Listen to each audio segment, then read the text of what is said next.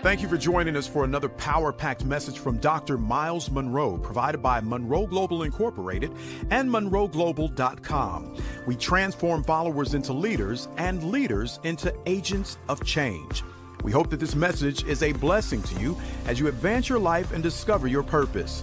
Now, let's go into the message. You begin as a person, an innocent baby. And the moment you were born, your culture and your family and your environment and your educational system begins to form your belief system. And that could be detrimental. Because if your culture and your environment does not teach you the truth, then you will believe a lie, even about yourself. And your belief system becomes your personal philosophy, out of which you influence other people. And that's why the foundation of your public leadership is determined by your private belief system. And that is why I am teaching you carefully, line by line, to challenge your ideas about yourself. Because you came out of a history, just like I did, where we were formerly oppressed by colonial imperialism, which taught us some ideas that were not true about you. You were trained to be maids and yardmen and farmers and workers on plantations and serving tea and cooking for people. You were not trained to own a business and build a company and lead a country and buy your own oil field or invest in your own gold mine. It's always somebody else doing it, because you've been trained that you cannot and should not try to own an oil company. And so we accept the idea. So our philosophy says we cannot own that. So we have been trained to be an employee, not an employer.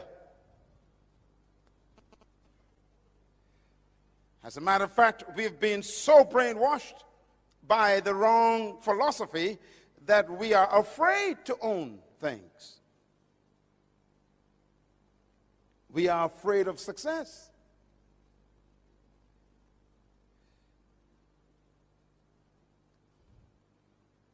Even the religion we were taught reinforced our lack of self-belief. You know what you were taught for the last 100 years in religion. Your doctrine came from another country.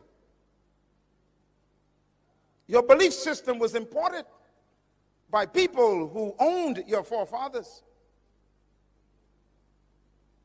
And they taught us songs to sing, didn't they? Songs like, I got a shoe, you got a shoe. All of God's people got a shoe. When I get to heaven, I'll put on my shoe. I'll walk all over God's heaven. Interesting song. So the enslaved, oppressed person sang that song. And they sang it to the master, the oppressor. They said to the master, I got a shoe and you got a shoe. Both of us are God's people. We got shoes. You wear yours now, I'll wear mine in heaven. That's a dumb song. But we sang that in churches and believed it. And even had the spirit on it. I got a shoe. That's a dumb song. What you're telling the master is, you You prosper now, I'll stay poor now, I'll be rich later.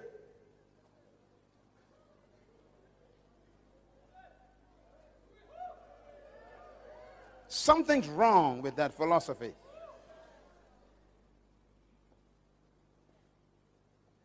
And so they make us afraid of prosperity.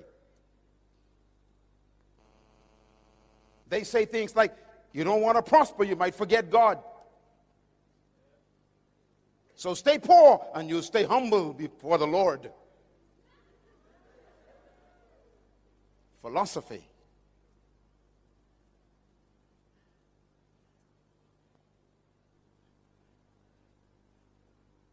As a man thinks, so he leads. So the pastor who comes out of that philosophy preaches to his people. Stay away from politics. Stay away from money. Stay away from power. Stay away from influence. Just hang on until Jesus comes.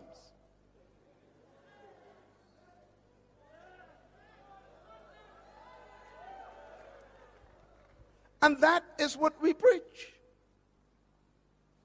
We actually preach to our people that they should not be leaders.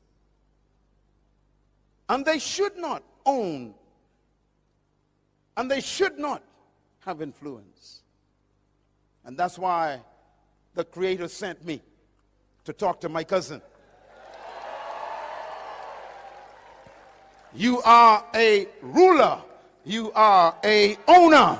You are an employer. You can run any business.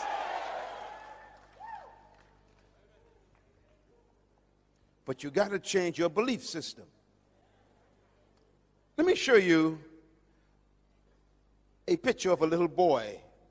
See that little boy? I wonder who he is. Can you tell me who he is? No one knows who he is. Just an innocent child. Remember, everybody is born as a person. This little boy came from a family, a broken home. His father abused him. His father was religious, but yet beat him, hurt him. And the little boy grew up with a twisted belief system about God. Let me show you who this little boy really is. That's the little boy. He looks so innocent, doesn't he? But the boy is really that man. That man was trapped in that boy. His name is Adolf Hitler. His philosophy was very serious because he believed in an idea that he picked up from the Romans. And I want to close this session talking about the Romans, because Papua New Guinea is ruled by the same ideas that the Romans had.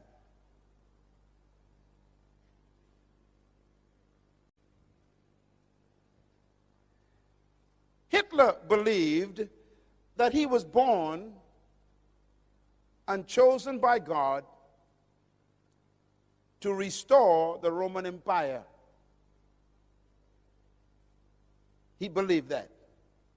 He believed that he was created and born to bring back the glory of Rome, and therefore he had to subdue all of Europe, because Rome ruled the whole world from Africa all the way to England. Rome was the most powerful empire and kingdom in history. Rome was the first kingdom to colonize the whole world. No kingdom has ever arisen to be greater than Rome. Rome was the most successful colonization process in history. Rome ruled the whole known world of Europe. And Hitler believed that he was born to restore the glory of Rome. He called it Mein Kampf.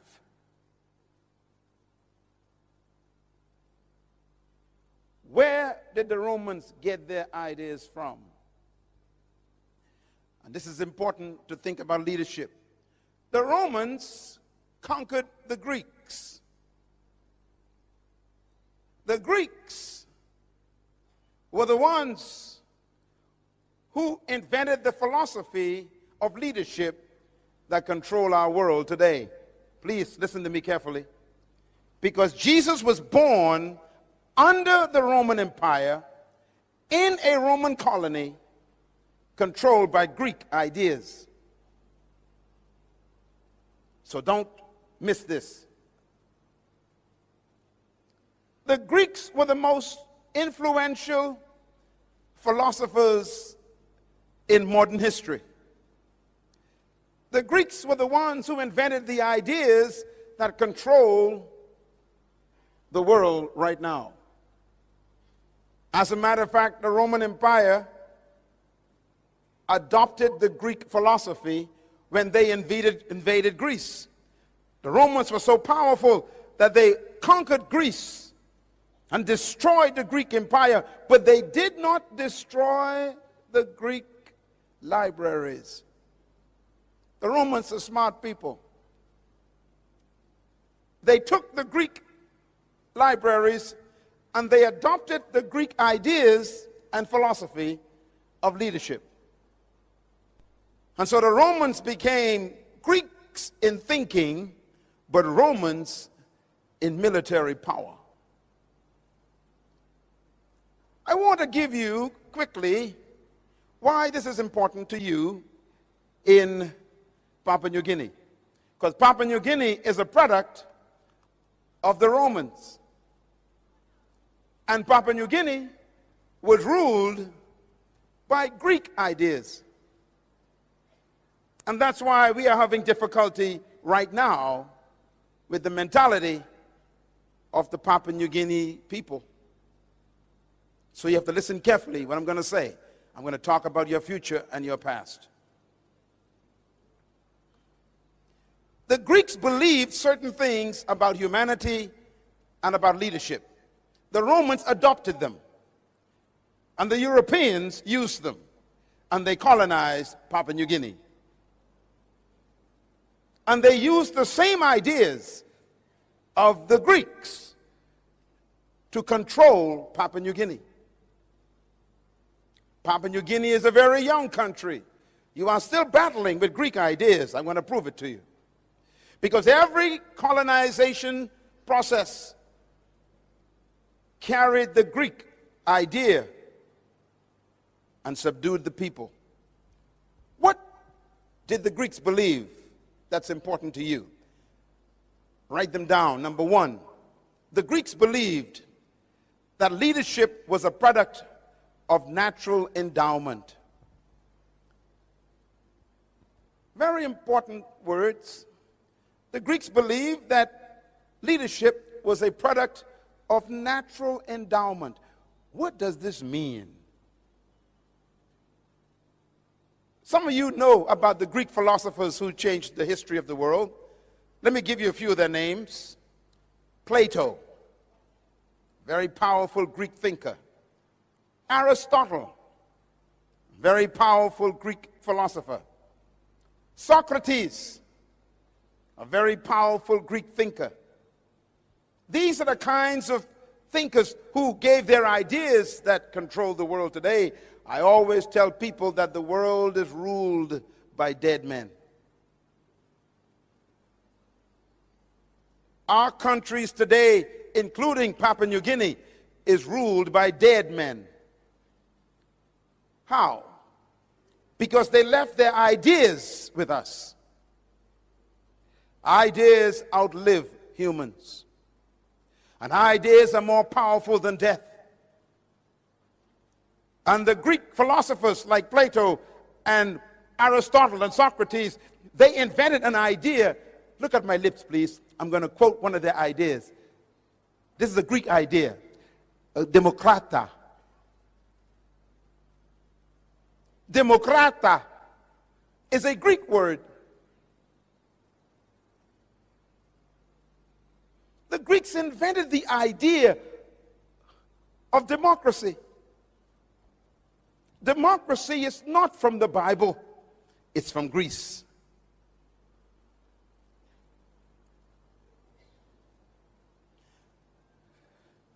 The Greeks developed the idea of what they call politis. Politis is a Greek word. It means chief citizen. Politis. It's where we get our word politician from. It's a Greek idea. What's a politician? A politician, the Greek says, is a person that the people give their authority to and make them chief citizens over them. It's a Greek idea. It's when people give their power to one person and tell that person to lead them and to rule them. It's called the power of the people given to a chief citizen, called a politis. Listen carefully, please. Jesus Christ was born under that policy. The Romans adopted the idea that leadership was a product of natural endowment. What do they mean by that? The Greeks believe that some people were born naturally endowed with certain distinguishing factors that made them superior to others. For example, listen carefully. The Greeks believe, number two, that leadership is a product of birth traits. Birth traits. What do we mean by that? The Greeks believe that certain people were born naturally endowed to be leaders because they had certain traits that made them superior to other humans. For example, the Greeks believed that if you were born with sharp nose and blonde hair and blue eyes and thin lips, you were automatically a leader.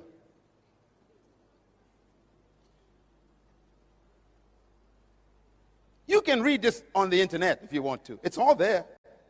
The Greeks believed that if you were born with fair skin, that means if your skin was light, fair, and you had sharp nose and blue eyes, and your hair was yellow or blonde, you were naturally a leader. You were chosen by the gods to be a leader. Now you know if that's true, there's no hope for me. I got a big nose. My eyes are brown. My skin is dark. And my hair ain't blonde. So the Greek says if you were born without sharp nose and light skin and blue eyes and blonde hair, then you were automatically a slave.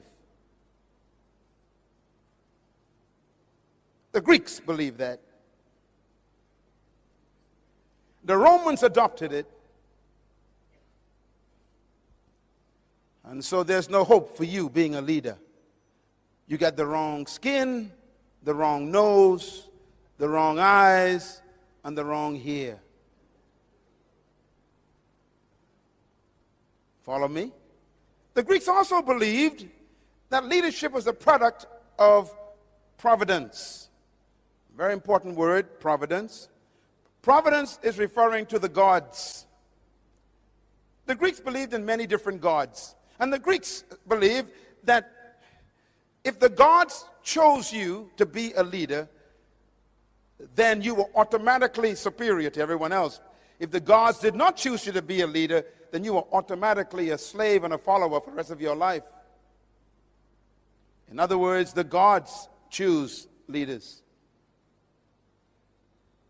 Well, think about it. So if you were born with dark skin and brown eyes and a big nose and thick lips, then the gods chose you to be a slave. That's what they taught. That's what they believed. That was their philosophy. The Romans adopted that philosophy. Let me give you one more the Greeks believed. The Greeks also believed that leadership is a product of charismatic personality. The word charismatic is a Greek word. It's the word charisma. Do you know what it means? It means gifts of the gods. Charisma, gifts of the gods. Charisma means the gifts that the God gave a person, which means they were very confident and they were very extroverted and they had a light personality and they were talkative and they were communicative and they had extroverted attitudes. They were exuberant. The Greeks say that was the gifts of the gods. So if you were quiet and timid and not extroverted, then the Greek says you are a slave. And this is why when the Romans conquered the Greeks and adopted this idea, they told the slaves, you must be seen but not heard. And I only supposed to see you when I need you, and you never speak.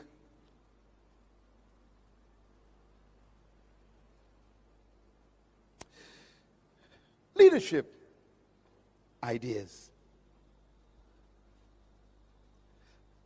And finally, they believed that leadership was reserved for an elite group of people who were destined to be leaders in the world, and the rest of us were destined to be followers. I'm trying to teach you something that's very serious, because the Romans adopted these ideas and made them their culture. The Romans conquered all of Europe, from Africa to Scotland. They conquered the whole of Europe, and they implemented their ideas. So when they met people who were not like them, who didn't have blonde hair or light skin or sharp nose or blue eyes, then they automatically considered them subhumans. The Romans used the word for themselves. They said, we are superior, chosen by the gods. They called themselves the Aryan race.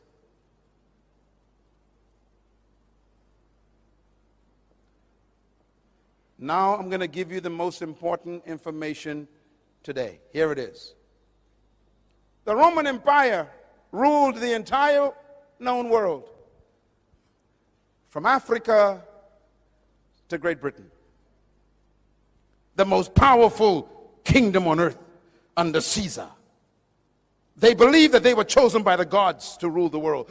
They believed they were handpicked by the gods with certain traits to dominate the world. They believed that they were superior to all other races. And that was in the Roman mentality. Do you know how Rome was defeated? No one could defeat Rome. It was the most powerful empire in history. It had the most powerful army in history. No country could defeat Rome militarily. It was so powerful that when Rome showed up, everybody bowed. And that's why you hear the statement, when in Rome, you do as the Romans do. Wherever they went, they colonized the whole world. And Jesus Christ was born right in the middle of the Roman Empire. He was born in an empire which believed that he was automatically a slave.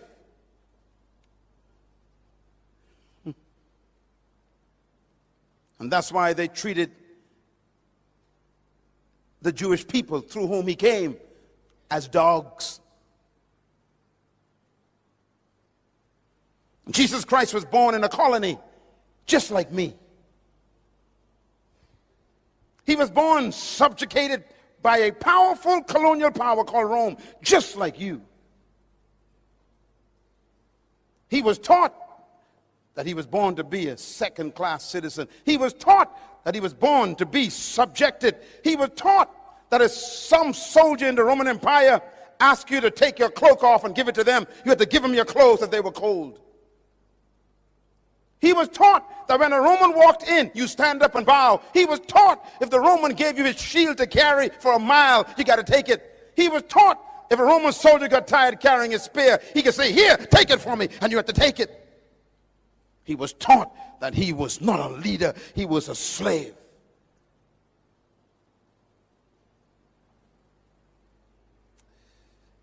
He was born in a colony, just like you, just like me. Listen carefully. And that's the mystery of Jesus Christ. He was born under that culture, but never allowed the culture to be born in him.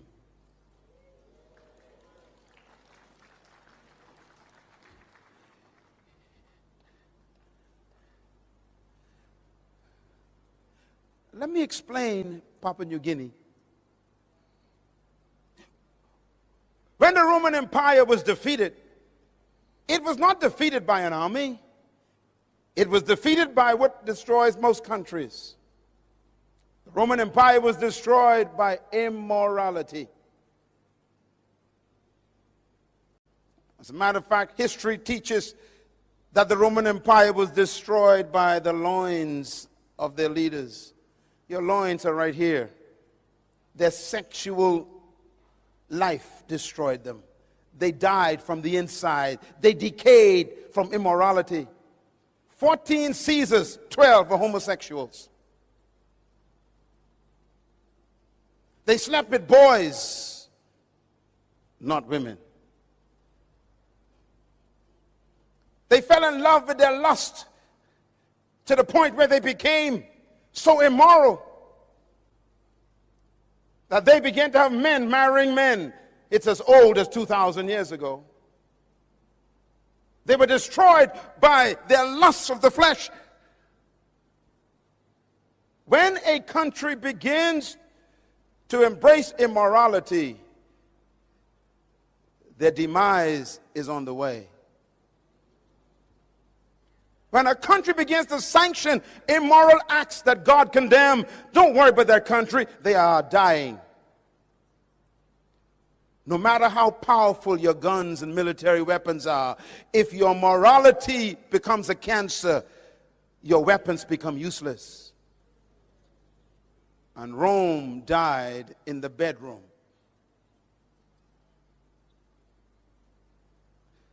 And so the Roman Empire fell apart. It broke up through strife. Look at me, please. This is important. When the Roman Empire fell apart, it broke up into small little kingdoms. It used to be one kingdom, but now it became many kingdoms. Let me name some of the kingdoms that the Roman Empire became. There was a kingdom called Franco. We call it France today. That was a Roman kingdom. The second kingdom was Spanian. We call it Spain today. It's a Roman kingdom. Another kingdom was called Portugal. We call it Portugal today. It was a Roman kingdom. Another kingdom that came from the Roman Empire was Anglo-Britannia. Anglo-Britannia. Great Britain is a Roman kingdom.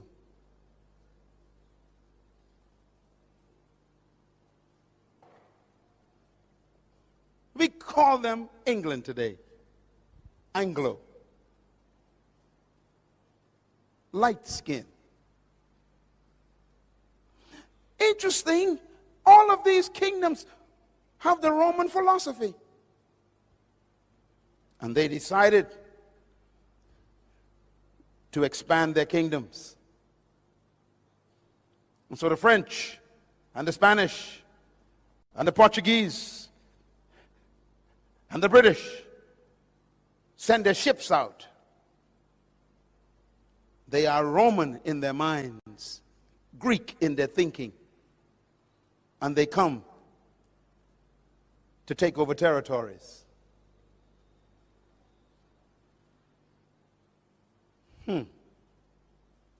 So they began to invade islands and continents.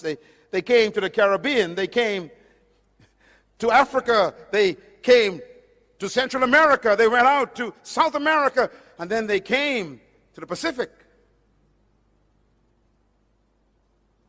And they brought with them their philosophy. What's their philosophy? Greek. What does the Greek teach? They are superior, you are inferior. Your nose is big. Your skin is dark. Your hair is not blonde, and your eyes ain't blue, and your lips are thick. The gods gave you to me to be my slave. So why educate a slave? Why give a slave nice clothes? Why give a slave a property? Why give a slave authority? Why give a slave money? Why give a slave a future? Philosophy.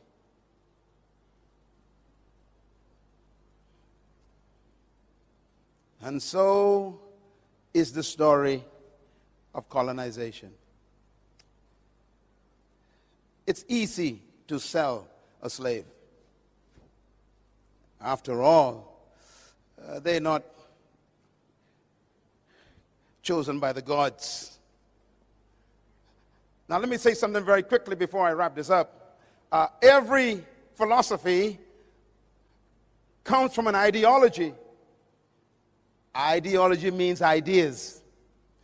Every ideology needs a theology to justify it.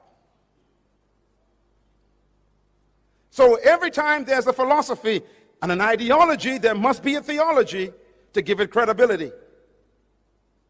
And this is why religion was used to even justify the ideology of superiority. Do you know what they taught us when I was a child? They said to me, "You fell out of the sky." We had no idea where we came from. We were taken away from our homeland. And we had no history. And we'd ask the white teacher, "Where did we come from?" And they would say, "You fell out of the sky. You have no heritage. You are one of the fallen angels." Theology. They say, look, the Bible says that the beasts of the field shall carry water for you. You are the beast that God talked about. You will carry water for me. And they would teach this in Sunday school. Philosophy.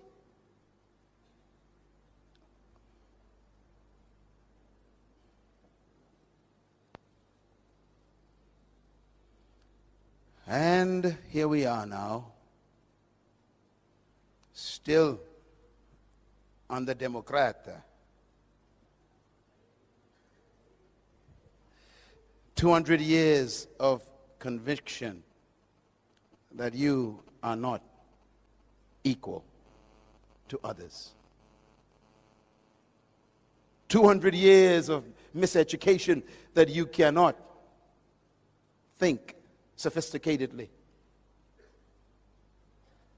200 years of believing that others with certain traits are much more superior and more intelligent and better than you. Philosophy. And so they say, you must be quiet.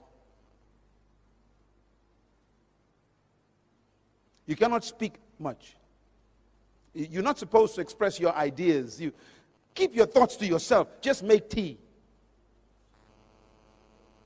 You're not supposed to speak up when you see something going wrong. How dare you? You're not smart enough to see what is wrong.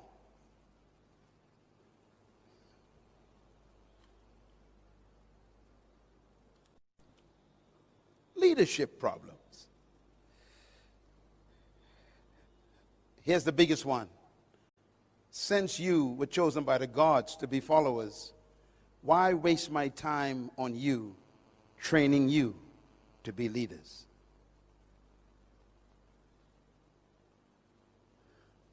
So if you study all the colonies in history, including mine, where I'm from, the colonizers never trained leaders.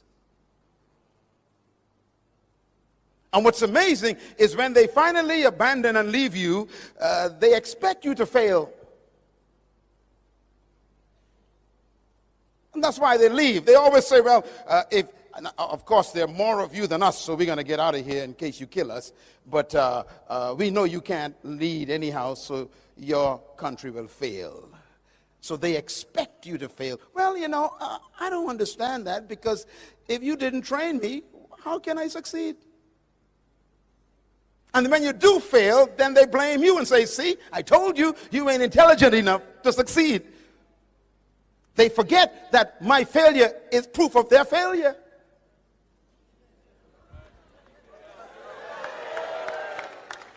And that's why this leadership training series is important. I have come to correct 200 years of history. You are a leader. You can run this country. You can lead the world.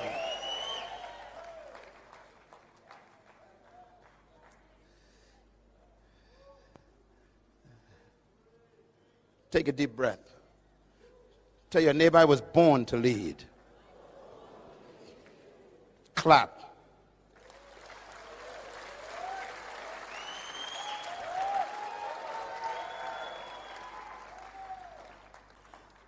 I want to show you this before we go, because it's so important. All the world leaders, if you study them, they're all battling with these issues. And by the way, in one of my books, I did research on what happens to a people who have been oppressed for over 100 years. And I discovered that they all have the same problems. I used a case study of the children of Israel in Egypt. They were oppressed for 430 years. And when they finally came out of Egypt, they couldn't get Egypt out of them. And as soon as they got independence, or should I say deliverance from Egypt, under Moses was their leader, and even Moses had psychological problems. Remember, he was born in Egypt.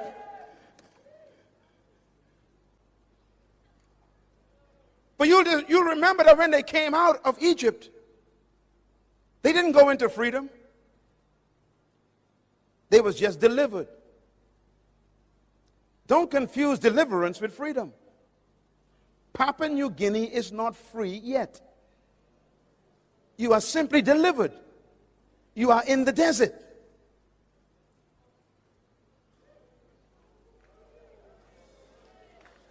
And why does God take you to the desert? Because He doesn't want you to go into the promised land with Egypt in your mind. So He keeps you in the desert to try and change your mentality to think like a free person. Don't ever confuse independence with freedom. Independence is an opportunity to become free. It is not freedom.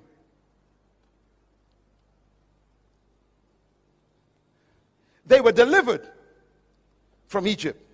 They were independent from Egypt, but they still wasn't in the promised land. You are not yet in the New Guinea that God promised you yet. Because that Papua New Guinea requires a new kind of mentality.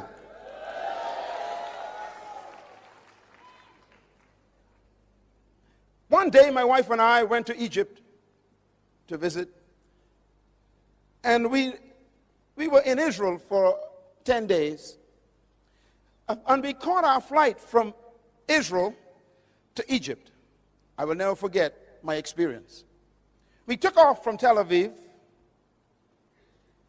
And before I could fix my seatbelt, the announcement came over the PA system.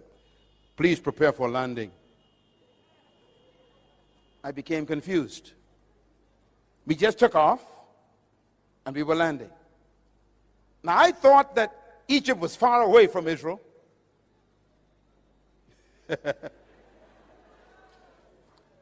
And so I became confused. I said to the flight attendant, I said, excuse me, ma'am, is there a problem? She said, why? I said, why are we landing? She said, we are about to enter Cairo, Egypt. I said, but we just took off from Israel. She said, yes, sir. I said, but we didn't fly. She said, I know. I said, we're landing. She said, yes, we're landing. I said, wait a minute. It's only been 20 minutes. She says, yes. I said, wait a minute, lady. I was in Israel. That's Canaan, the promised land. And in 20 minutes, I'm in Egypt. She said, yes. I became confused. I started calculating. Let's see. 40 years.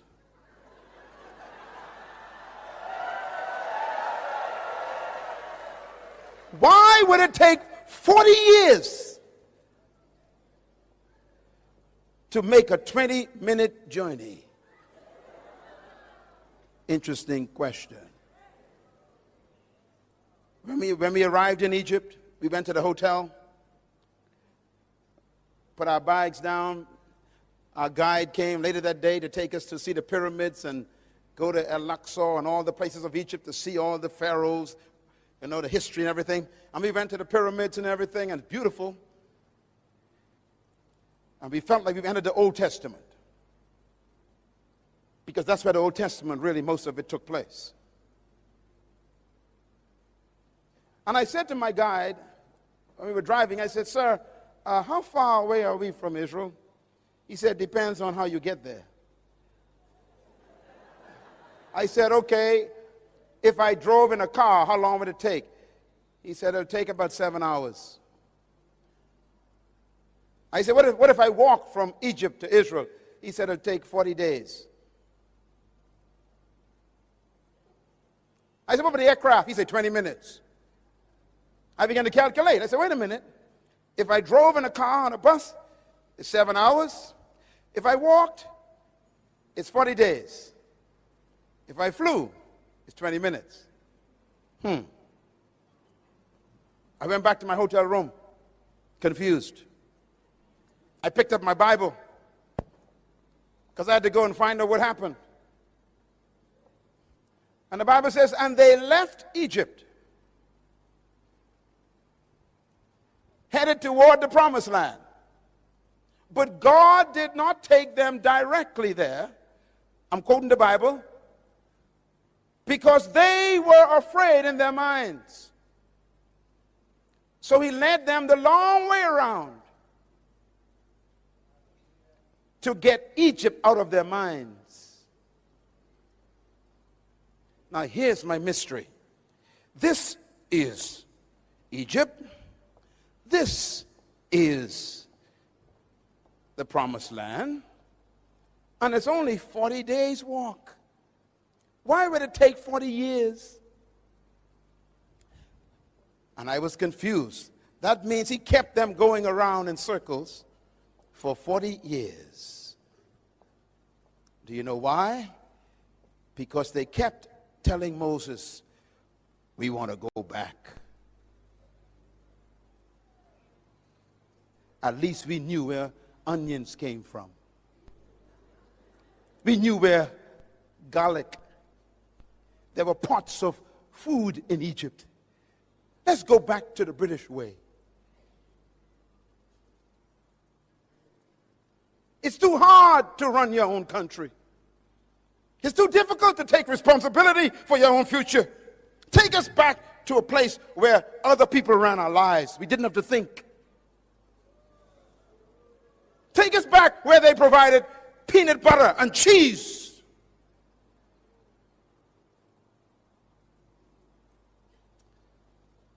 And God says, none of you will enter the promised land because you don't want to get rid of the Egypt thinking. So he led them for 30 years.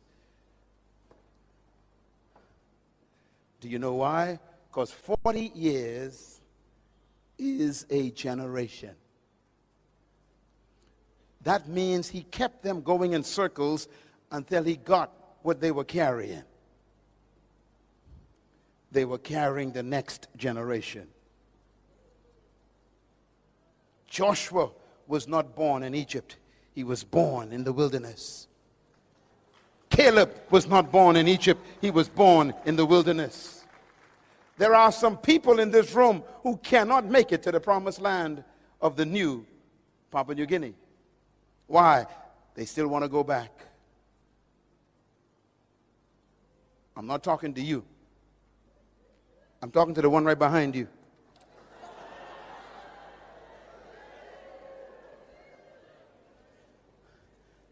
And this is why the young generation is the hope of Papua New Guinea.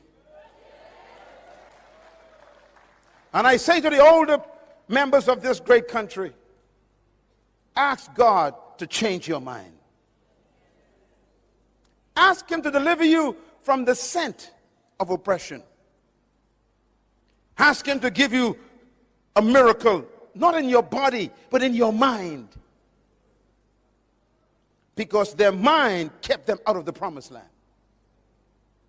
It's amazing. God healed their body, but never took them to the promised land.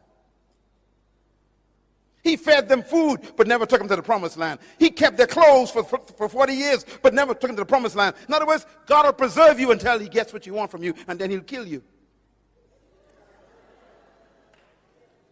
If you don't want to change your mentality, he'll bury you in the desert.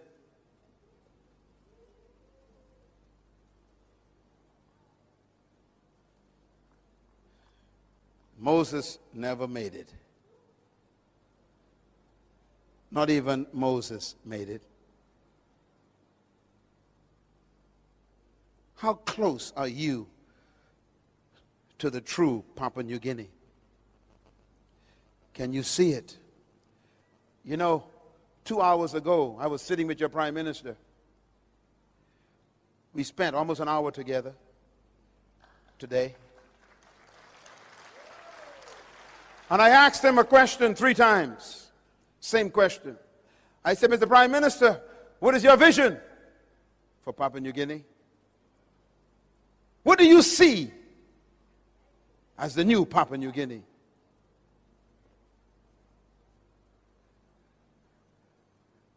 And he talked about what he saw.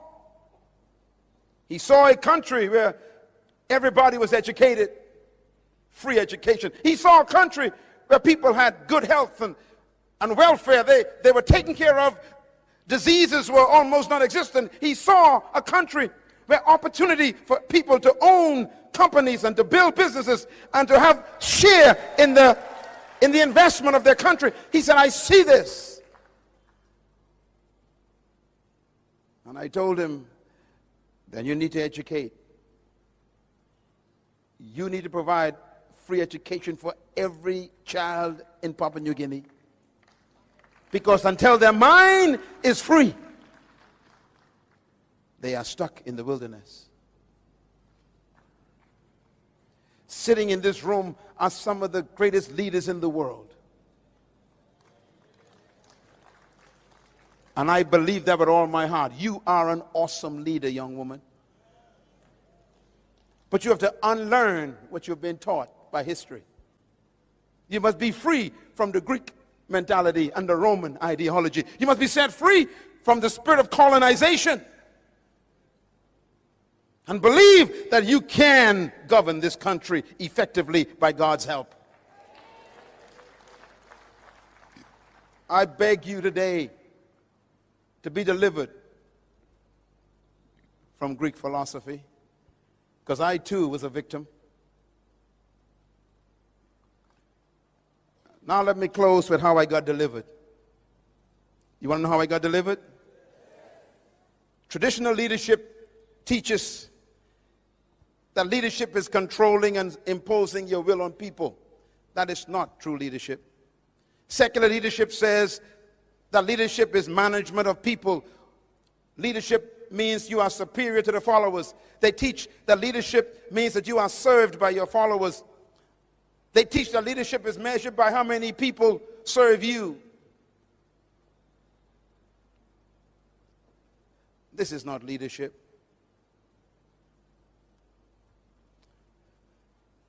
Please go back and invest in those books, because until you get mentally free, you'll never make it to the new Papua New Guinea. The promised land is a beautiful one. I'm afraid for this country. This country has so much wealth in it now that we need true leaders to govern it. And that's why you're here today. Maybe God is preparing you to go into political life, to govern this country in the fear of God, intellectually stimulated by the truth about yourself, where you do not harm people for your own private ambition. Here's my philosophy of leadership. It's opposite to the Romans. Number one, I believe that trapped in every follower is a hidden leader. Number two, I believe that every human being was created to lead and designed to dominate. Number three, I believe leadership potential resides in every human being. Number four, I believe that you were born to lead, but you must become, through a process, a leader. Number five, I believe that true leadership is not doing things, but manifesting yourself. I believe with all my heart that the purpose for true leadership is not to maintain followers, but to produce other leaders. I believe these things as my philosophy. And that is why I travel around the world to come here to wake up the sleeping leader on the inside of you. My philosophy helps me set people free, not oppress people. My philosophy helps me believe in your equality, not your inferiority. Where did I get my philosophy from? I got it from the one who created all humanity. And here's the bottom line. Genesis chapter 1, verse 26. It says, and God said, let us make man, how? In our own image and in our likeness. Why?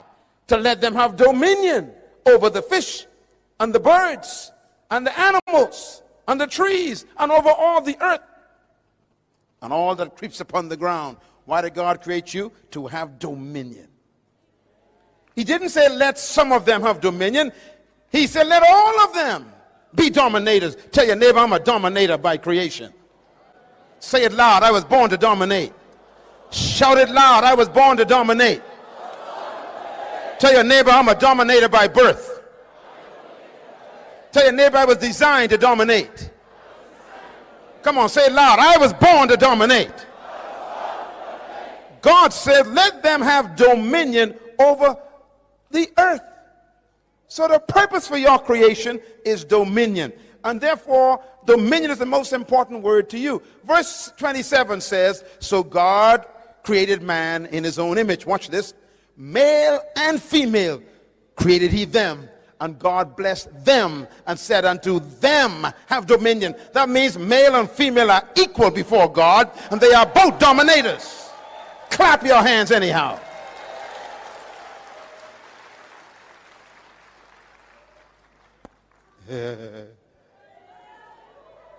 My wife and I are equal, but different. She's a leader, and I am a leader, but we are different, but we are equal.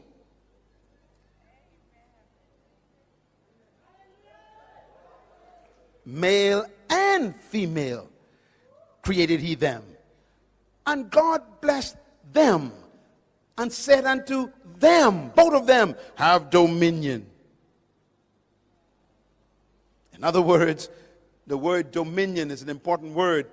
It tells you why you were created. I did some research for you. Write it down. The word dominion is the Hebrew word radah, R-A-D-A-H. And here's what it means. It means to govern, to rule, to control, to master, to manage, and to lead. In other words, God gave you birth to have dominion over the earth, to lead.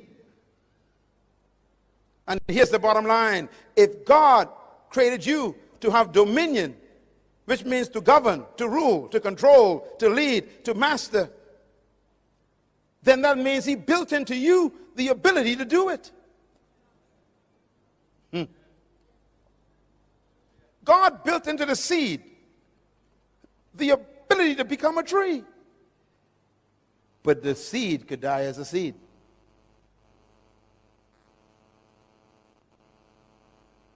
Because it's in the wrong environment.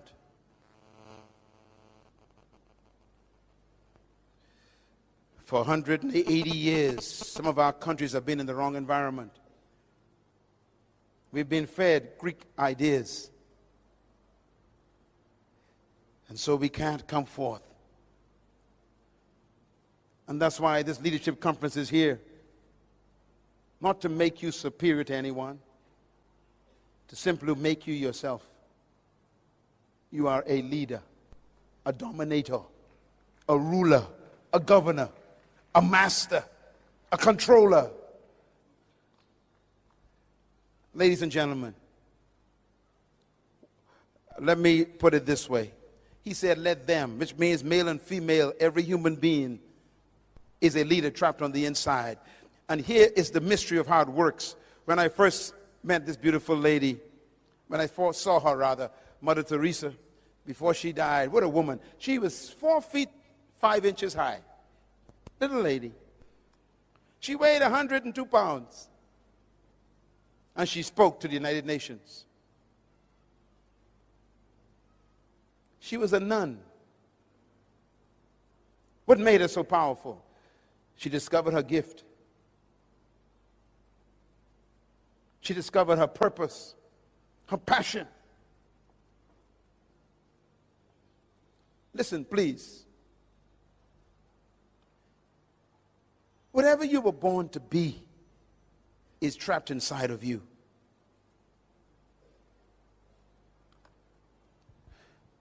If you notice what God did, God didn't just give you dominion. He specified what you should dominate.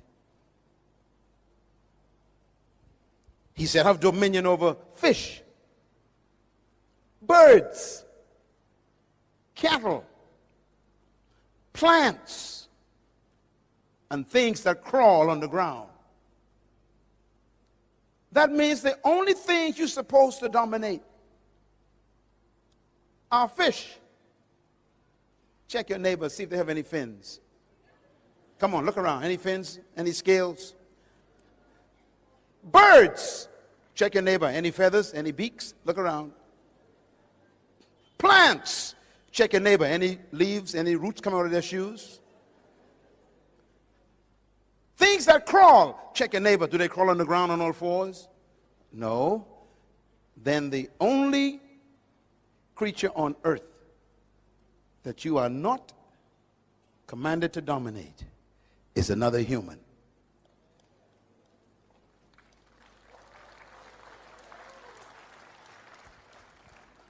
And that is why, in order for slavery to work, they must reduce you from being a human.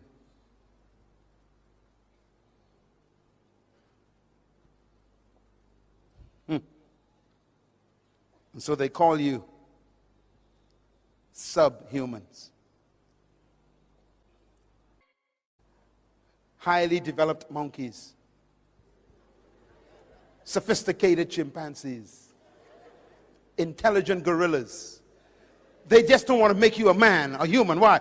If you're a human, they can't dominate you.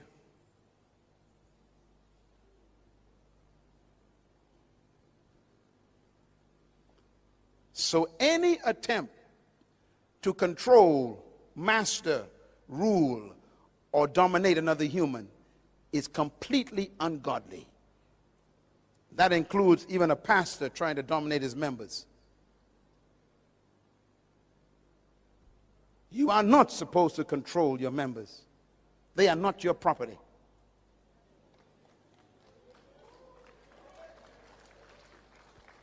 You are not to control and own anyone in your company.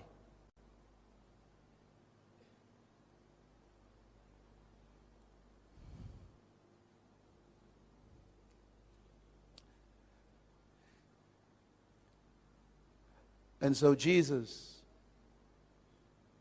was living in a colony ruled by people who oppressed and dominated humans. His disciples, which means students, he was trying to change their thinking, just like we're doing today. And one day they were sitting down just like this, and he heard them talking to each other. And they were arguing, which one of us is the greatest? They must have been from Papua New Guinea. Always want to know who's in charge. Fighting over positions.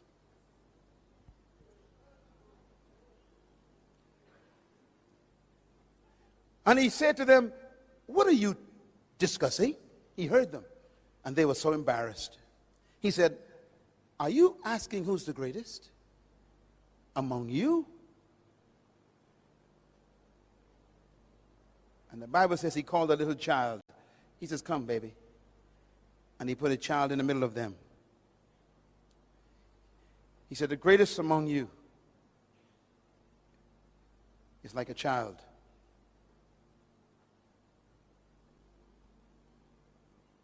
A child never desires power.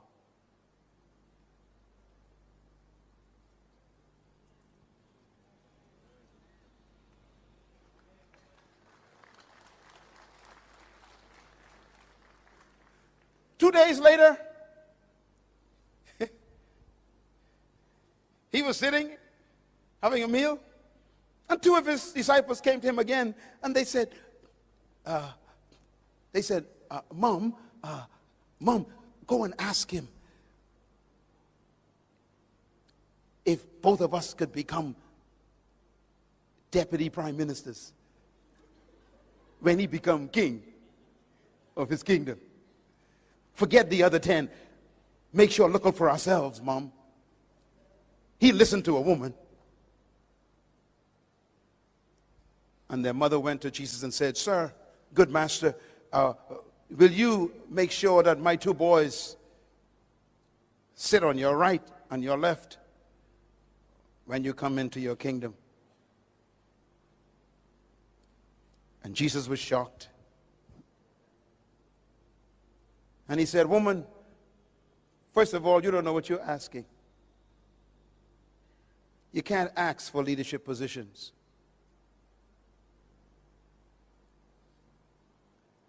He said, secondly, you shouldn't try to be like other people because you couldn't drink the cup they drink. The word cup means price. You couldn't pay the price for their position. Never be jealous of someone because you don't know what it cost them to get where they are. Can you drink the cup they drink? Leaders don't become jealous of other people's positions.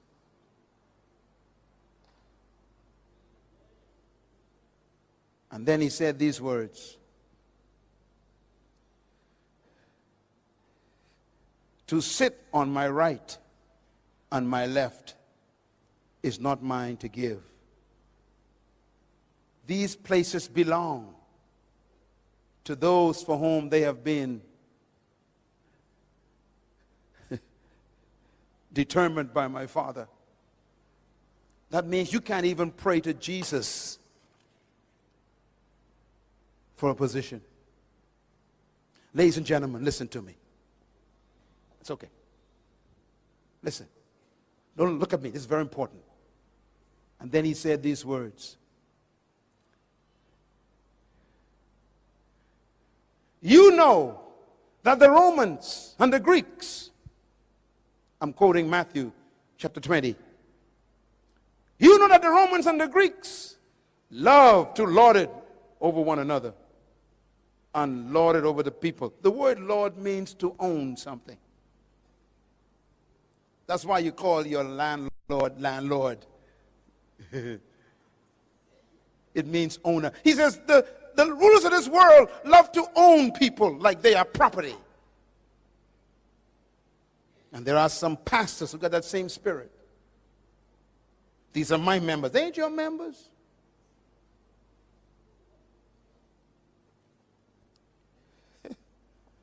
The Apostle Peter says, pastors, do not lord it over God's flock. The same word Jesus used for the Romans.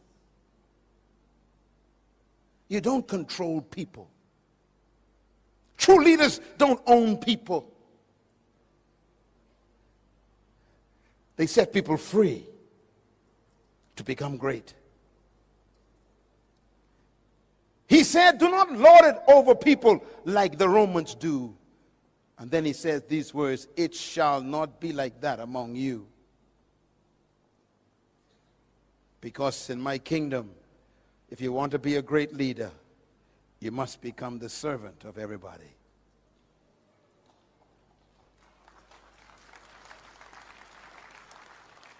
And that means true leaders serve their gift to everybody. It doesn't mean to become a subservient. It means to serve yourself to your generation, to give your gift to humanity. I'm doing that right now. This is my gift. My gift is training third world leaders. This is my gift. What is your gift? Because your gift is your area of leadership. And that's why great leaders never seek followers. They seek to serve themselves to their generation. He ends the seminar with this statement. He says, just like the Son of Man did not come to be served, but to serve himself, a ransom for many.